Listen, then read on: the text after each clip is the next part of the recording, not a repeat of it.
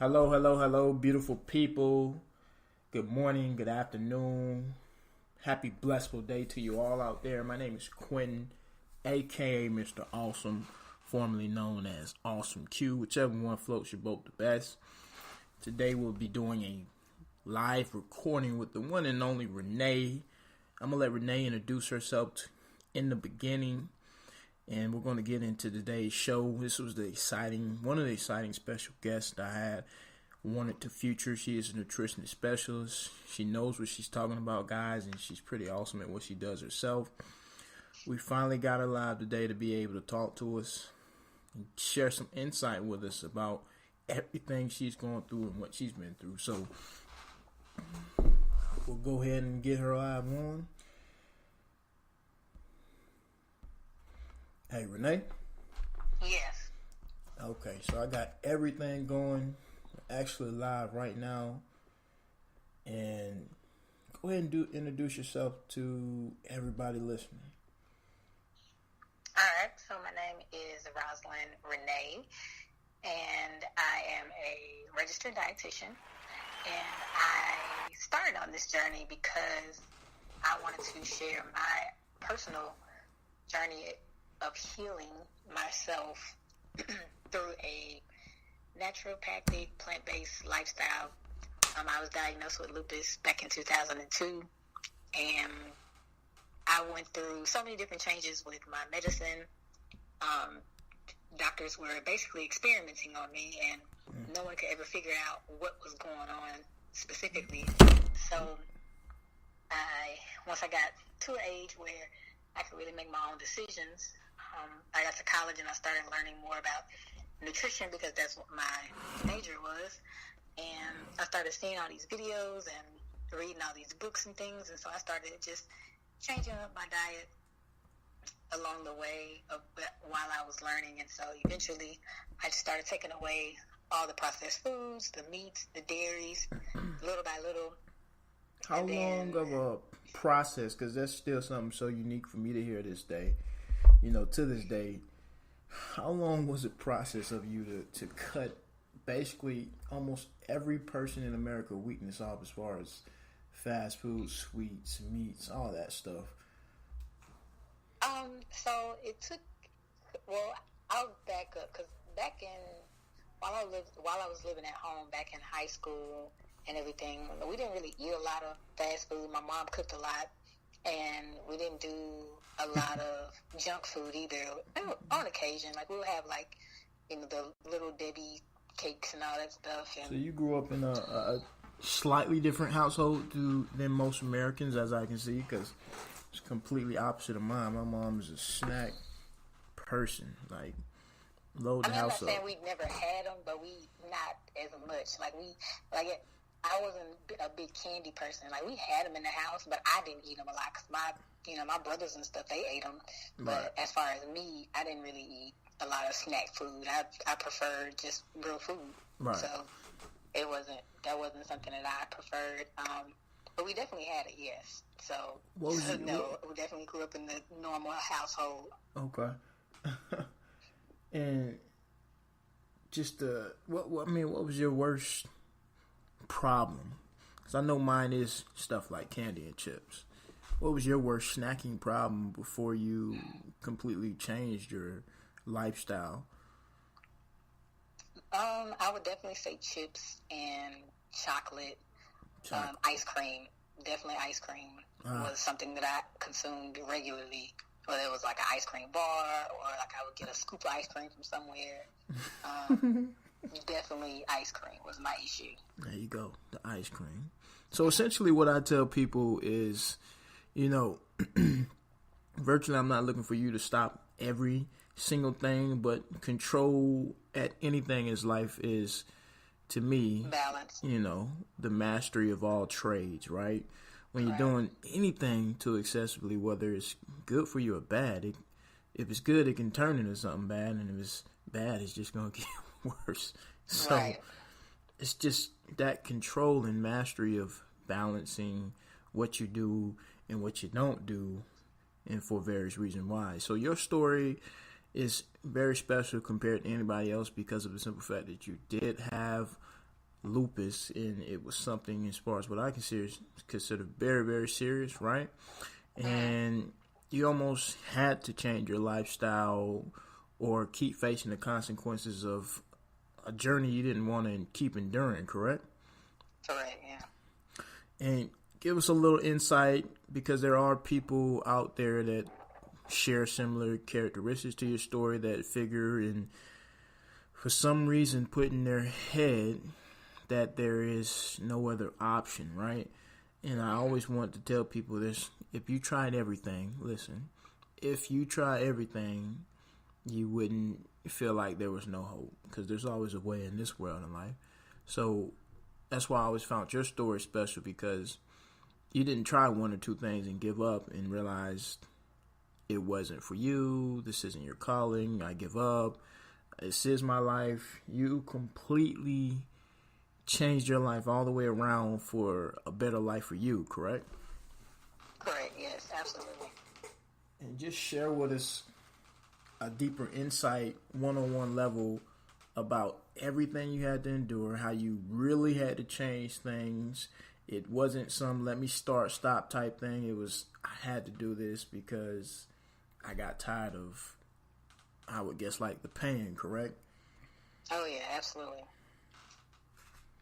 Yeah, so it was basically, a lot of the stuff that I tried, it was basically trial and error, because in the beginning, I didn't know if it would work or not. So I was like, well, let me just try this, because obviously the medicine isn't working. So let me at least try something that's, from the earth. And the reason why I was more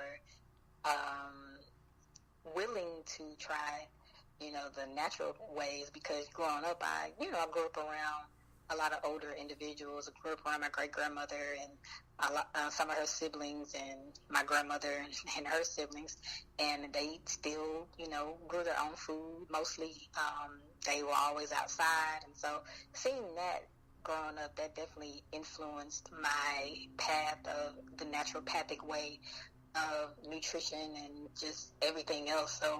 So a lot of what I saw younger helped me to make a decision on what I wanted to do. And like I said, it was a lot of trial and error, because I didn't know if it would work or not. So I just used what worked for me, and then if it didn't work, I was just like, okay, that doesn't work for me, Right. But it may work for somebody else, because everyone's different. Everyone's body absorb things differently, and so we just have to figure out, okay, if this works for me, if this doesn't work for me, and then just keep trying until you find what really helps you. Because there's definitely something out there that helps everybody. So there's not one thing. I was talking to someone yesterday. I was like, there's no super pill. There's no magic treatment or anything out there. There's something out there different for everybody. You just have to be willing to put in the work to figure out what works for you, and then just be committed to doing that. And what's key about what you just told me is you figured out through trial and error what worked for you. So it took you a while, right? So give me a time estimate of how long it took you to get a complete diagnosis of what you should be doing versus what you shouldn't. Is it 2 years? Was it 2 months? 15 years? I mean, how long did it take for you to figure your body out? Because a lot of people think it's supposed to happen overnight. I mean, this is something you got to work at, and you just said special conditions where you had your life on the line. You put everything into it, right? Right. So I actually started transitioning around 2008. That's the year I started college.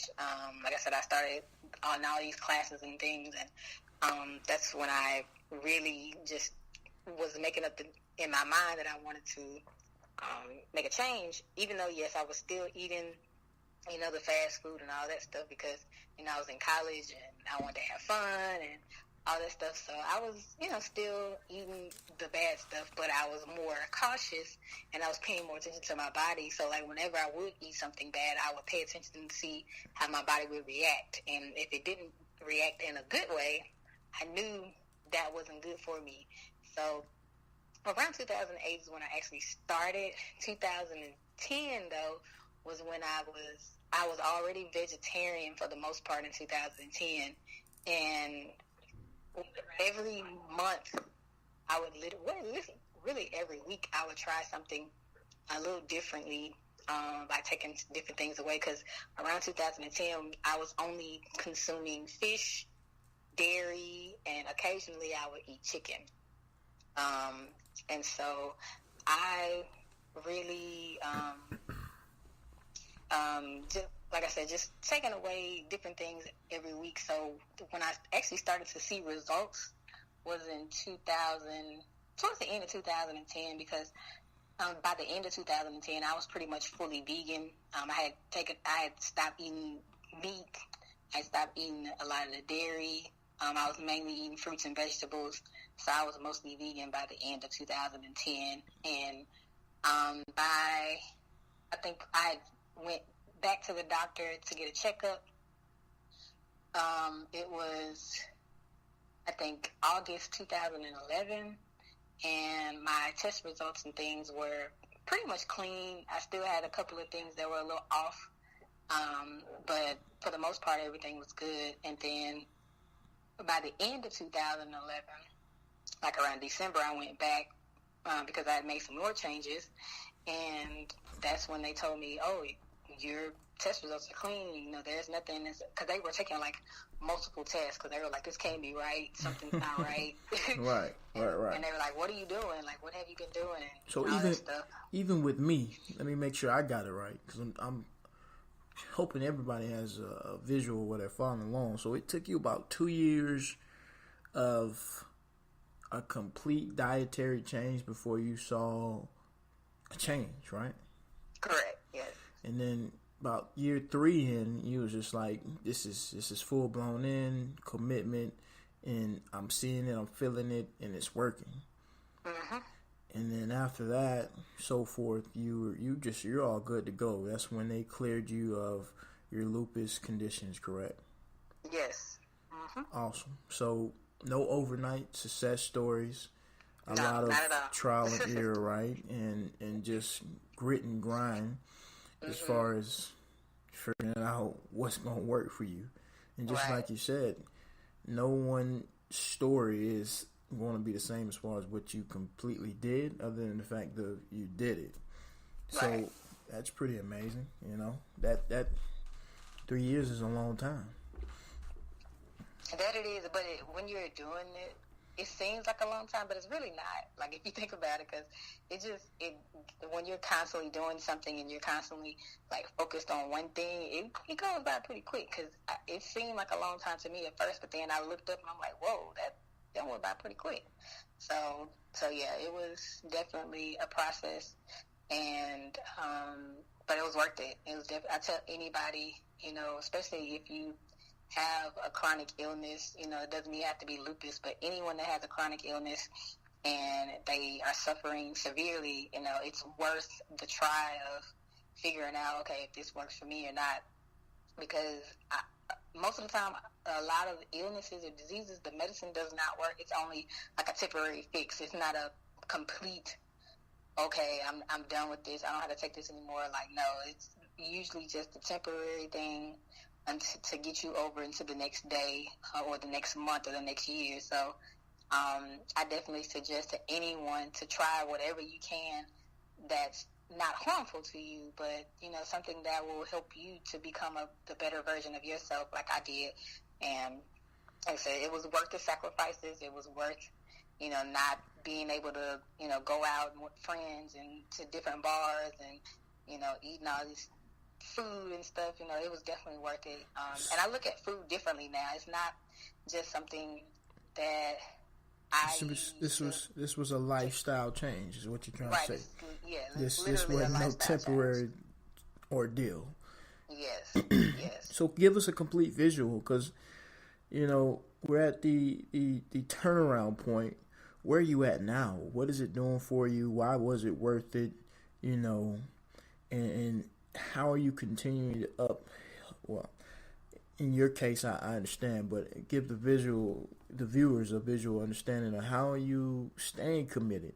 Because I know it gets hard. I know you miss certain things, and I know I'm pretty sure you have your little cheat days on something where you just it is what it is. I got to do it, you know. Right. So as of right now, pretty much at a point. I'm still very plant-based, more alkaline plant-based, that's a completely different thing. There's still certain vegetables I don't eat, certain fruits I don't eat.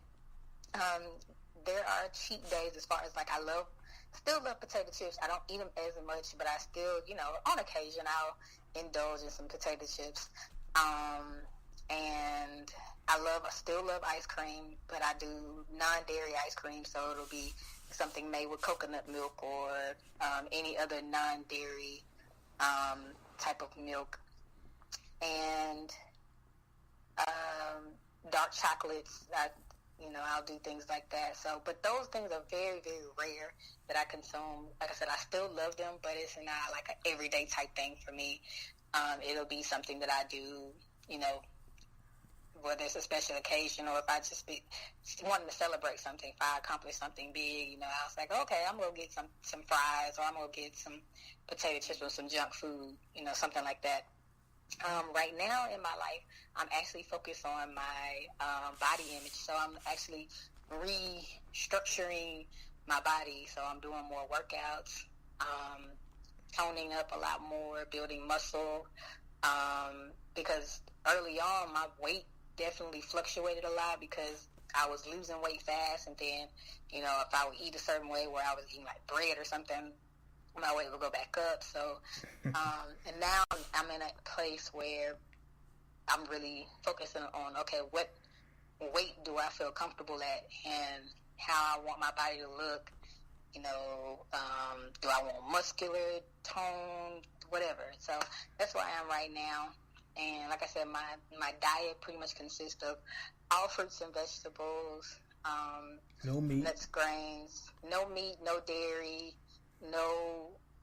very little processed food. Like I said, I have my potato chips every now and then, and I don't eat bread as much. I really don't eat bread, honestly. Like, I may do like some wraps, or if it is bread, it'll be like at an Ethiopian restaurant or a Mediterranean restaurant with the pita bread, something like that. But very, very little. So again, most of my diet is very straightforward: fruits, vegetables, nuts, grains, stuff that's really, really good. A lot of water, lots and lots of water. I do drink a lot of water. But yeah. What has truly been your commitment to keep from reverting back? Because just talking to a typical person, such as myself, the typical viewer, who, this excessively seems almost impossible for to step completely away from virtually almost everything there is to eat on the market, on a typical market, at a typical Walmart, typical Publix, big store, giant grocery places. We're looking at what you're saying, and it's just like, how can I do that? I can afford to do that because it does sound a lot cheaper, but how do you do that? Well, regardless of if you have a illness or not, you have to put into your mind why you want to do it in the first place. Like, what's your reasoning of even wanting to go this route that I've gone?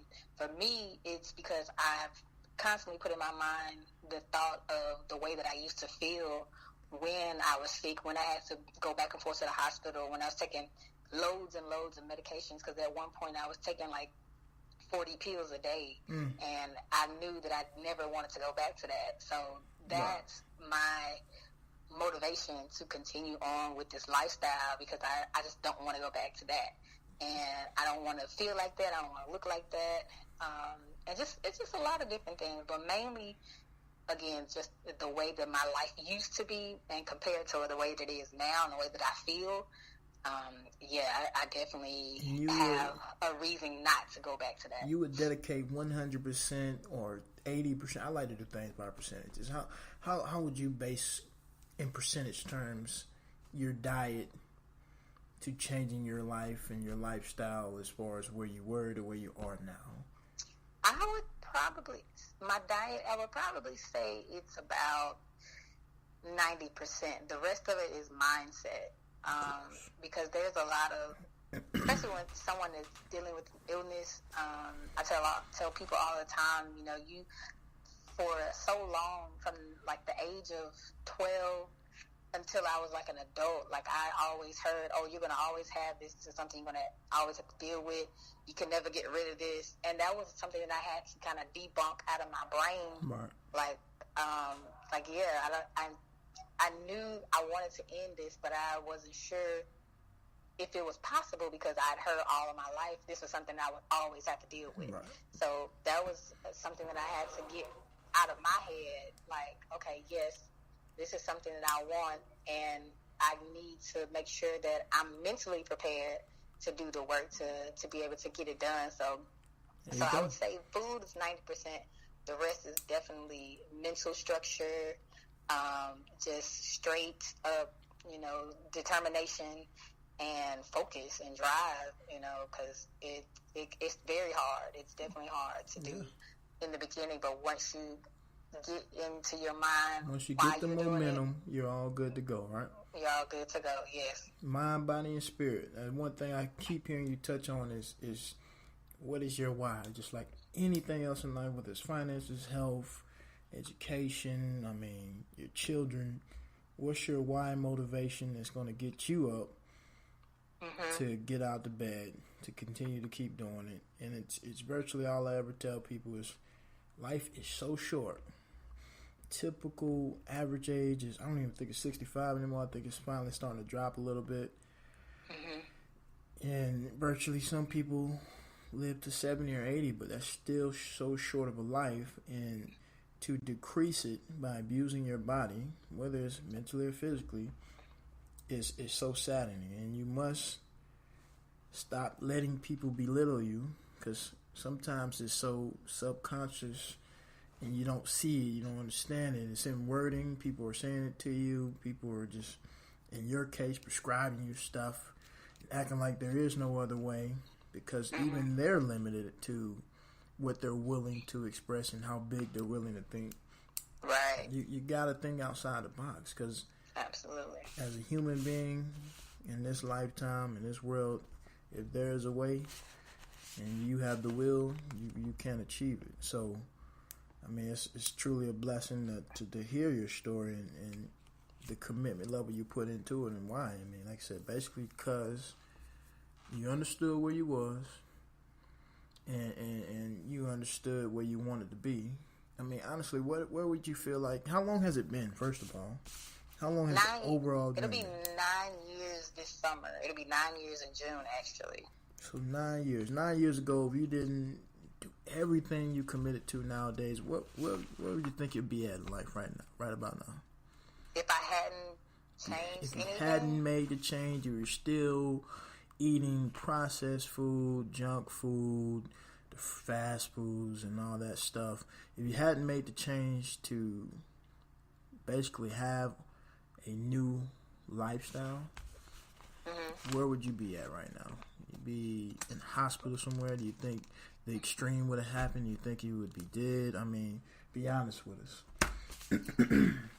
Truthfully, honestly, if I had not done if I had not made the sacrifice, I honestly feel like I would probably be dead, because there were very close calls for me in my early 20s where I was pretty much almost gone. Like, I was in the hospital, very little life in me, The will to fight was getting low. Could barely breathe, it was very close. I had some very close calls, so I would probably say I could possibly be dead at this moment if I did not make the change, or at the very least I would be basically living on a machine.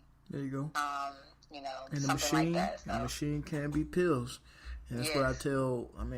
My main industry is life insurance. I visit people every day who typically do not have the greatest health.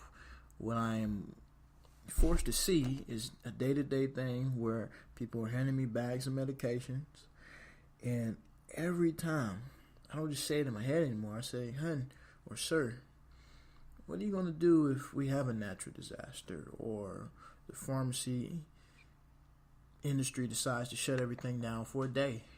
Will you survive? Right. Will you live?" When you put your hands when you put your life in the hands of others, whether it's your doctor, whether it's a medicine, a pill, and most of the time this stuff is by force because, again, physical or mental abuse of the body for years, you're in a bad situation because we live in a pretty great country, but there's plenty of third world countries that don't have nearly the type of not only sources of medications, but just we can barely afford our stuff. It wasn't even for health coverages, but you know. Right, exactly. I mean, just imagine. I mean, that's the scariest thing to me. If you're watching a movie or something, and you're just like, okay, well, you know, something crazy happened in the movie where basically the whole country had to start over. Right. You know, you're not gonna have your medication. Right. Whether it's for pain, whether it's for your cholesterol, your blood pressure, and some of this medication is keeping a lot of these people alive. Absolutely. Because they've gotten so deep into it, and mentally they're drained. I mean, it's so horrible. And oh yeah. Oh, man, but it's all about what you're willing to give up, what you're willing to do for whatever the end results is. And a lot of people, in my opinion, don't understand or see the end result because they only think about themselves. It's not only affecting you. You have grandchildren, you have children, you have a husband and wife, and let's just say worst case scenario, you are alone. Mm-hmm. Are you that going in life where you really don't want to be here anymore and you just kind of giving up on everything? Or are you looking for a reintroduction to life to extend your life even longer? Because first thing I hate hearing is you can be as healthy as or whatever. I forget what the saying is. What is it, a horse or something? What's supposed to be? You can be as healthy as whatever, and you go out and get hit by a bus. Yeah. And what ifs is always going to happen in life, but I'll never want to reduce my life force in life because I wanted to abuse my body. Because, if I'm going to be here, I want to be in the best physical shape possible, whether it's by appearance or what's by the inside of my body, how I look and feel. Right. So, the worst thing that I hate to hear is people always say, oh, well, I'm going to die from something, so I might as well die happy. Basically saying, you know, I might as well die from, you know, eating the stuff that I want to eat. And typically speaking, hon, just no one's happy in those situations. Again, no one. I go into people's houses every day. I'm looking at them in their eyes. Yeah, they're generally happy. Some of them, but majority of them, especially the older ones, they have nothing to be happy about. And I'll give you a typical story of, you know, husband and wife. Husband just died. Or husband's been passed away. Kids are all grown up. Grandchildren come visit every now and then. They're just in the house, bored, wasting their life force away because they're just kind of miserable and ready to go. And then I see the ones that look great. They look like they're half their age. They don't look like they're 50, 60 years old. And it's because of the difference of none of the medications they're on. They're still active, whether that loved one has passed away or not. And most of the time it's just actively, I'm like, so what's your secret? You know, same difference. I take care of myself. I want to be here a while. You know, it's always a legitimate why. And I'm just not understanding where people get that misconception. You will not die happy. I promise you, you'll die very miserable, having to wake up and basically take pills that keep you alive. And they keep you alive but make you feel like you want to die because you feel horrible from taking them from all the side effects. So go get hit by buses it would probably be your best answer then in that situation, because it's nothing good about taking multiple pills or pills period, because there's always a reason you're taking the pill. Something's wrong, your body's not doing something right, and you need to fix it. And the quick fix is the pill, basically. Yep, pretty much. So, just to wrap our story up here, what is something typical that you tell people that have the regular scenario, but you know for a fact it took a lot for you to do what you do, and because of your story, to me, I consider it one of the more extreme type stories. It's like 50 Cent Get Rich or Die Trying type story, you know? You had to put a lot on the line because you felt like, honestly, if you didn't, you would be dead. And, you know, I'm pretty sure you didn't want to die. So, typical person who doesn't have as many health issues as you or has no health issues, what do you tell them in your scenario? Because mine is all about balance and control. Don't do too much of this. Don't do too little of that. What do you tell the typical person that you know for a fact wouldn't be able to have your type of commitment and step away from the meat 100%, or everybody should be eating, you know, just typical stuff that you do that you know a typical person wouldn't? What do you tell them that they can be doing, should be doing, and etc.? Yeah, so I pretty much tell people all the time, like I stated earlier, know why you are wanting to change up your lifestyle. If you know, even if you don't want to go to the extreme of a plant-based lifestyle, if you just want to be healthier, know why you want to do it. Also, you can just do simple things like when you eat something, pay attention to how your body reacts to it. Your body's going to definitely let you know if this is good or bad for you. It's going to either, you know, you may have a reaction where you have swelling, or you may feel sluggish, or you may have some mucus buildup in your like sinus cavity or something. Just pay attention to stuff like that. Those are subtle signs that your body gives you and lets you know, okay, this is good, this is bad, or don't eat this again. Or could you give one specific example? I don't mean to cut you off. I want to get you right back on track, but I want one specific example because I know that can, because a lot of people don't have that awareness. Can you give one common example as far as maybe something like gas, bloatness, or something like that, you know? Right, yeah. So, like, say if you eat, let me see. Okay, I know a lot of people always tell me they can't give up chicken wings or hot wings or whatever. Mm-hmm. So say if you eat this, you go out, you eat some hot wings, some fries, you may have a beer or something, and then say you go home later on and you're just relaxing, chilling, you may either, like you said, either have some bloating or some gas or something that's irritating to your stomach. You may have a breakout. Your skin may break out. You may have some kind of dryness or some itching or something. Or you may experience a moment of just discomfort, period, where you feel like really tired, or you feel like uncomfortable, something along the lines of that. So just pay attention to those things. You may have a reaction where you sneeze. There are people who sneeze when they consume certain foods, especially dairy. A lot of people that consume dairy, they think they're lactose intolerant. I like to say you're not a baby cow, so that was never meant for you. So yes, you're going to have a reaction to the dairy. There you go. And then plus dairy has a lot of hormones and chemicals that they put in it to make it last longer. Especially nowadays. Hello. So yeah, definitely just being more aware.